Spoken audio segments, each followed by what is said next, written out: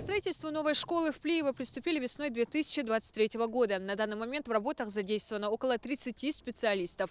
Образовательный объект рассчитан на 720 ученических мест. Трехэтажное здание расположено в районе новых застроек. Его общая площадь превысит 12 тысяч квадратных метров.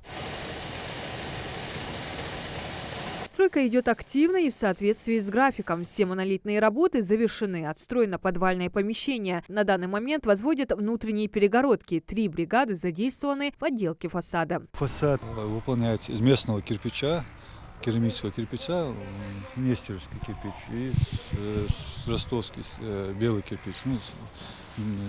Рисунок делается из белого кирпича.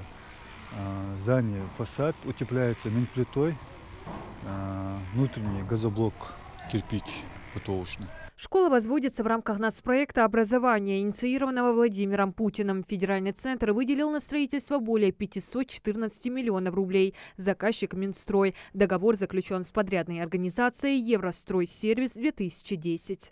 Половина из этих средств в 2022 году, а именно 200 миллионов рублей, выделено, освоено. Значит, продолжаем в этом году остаток средств и до декабря 2024 года планируем завершить строительство данной школы. С учетом погодных условий сейчас темпы строительства немного снизились, но специалисты не жалуются. Морозов нет, работать можно. В ближайшее время завершат электромонтажные работы. Электроразводка, первый этаж полностью закончили, на втором этаже разводку делаем.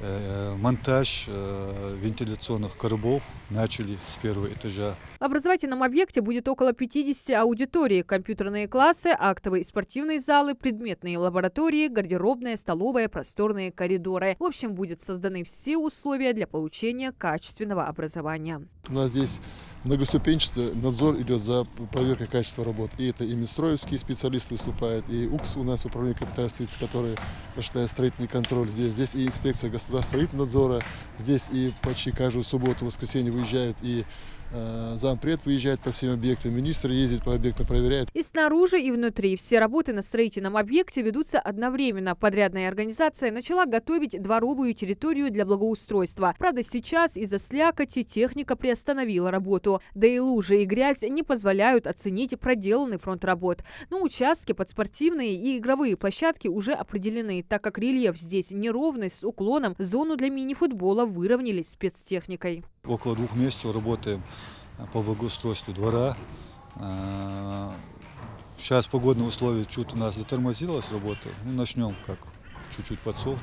Благоприятная погода. Глава Ингушетии всегда отмечает значимость новых школ для сокращения дефицита ученических мест в регионе. При возведении образовательных учреждений требует у подрядчиков особое внимание уделять безопасности, здоровью и жизни детей, а также особый акцент делается в вопросе очистных сооружений, без которых многие годы строились значимые соцобъекты. Где нет, закладываются очистные сооружения, предпочтение даем очистным сооружениям, которые производятся у нас в республике.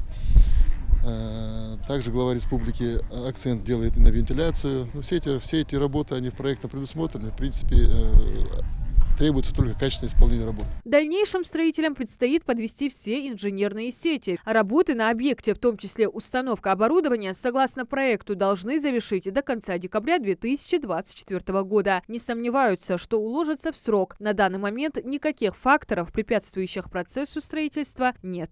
Диана Дударова, Акрамат Десхоев, Магаз 24.